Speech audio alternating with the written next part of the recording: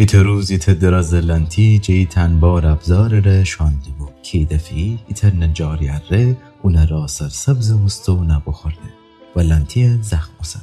لنتی خیال بکوده که او اره اونه فتر کسته هنوسی و گردسته به اونه گاز بگیفته و کار امره خوره بیشتر زخمی بکوده. لنتی غیز جا کوره بسته بود خو حیوان غریزه امره خوره اره دور و پخته تا اونه نیش بزن. لنتی انقدر درازه بده که خودش در جیم برجیم ببسته که آخر پسر هم لنتی بمرده. حساب بگردیم عقب، اگر اون لنتی خود زخم نیده بود بگیفته بود و برسته بی زنده منستی. وقتی غیز امره اونی که امره بدی کنه جواب دهیمی بیشتر جون خود من آسیب زندریم.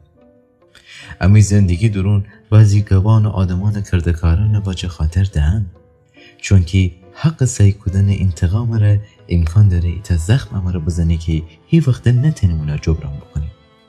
وشنی که تره بدی کنیدی ببخش تو تیان کارم را وشن زور قدرت وشن جگیری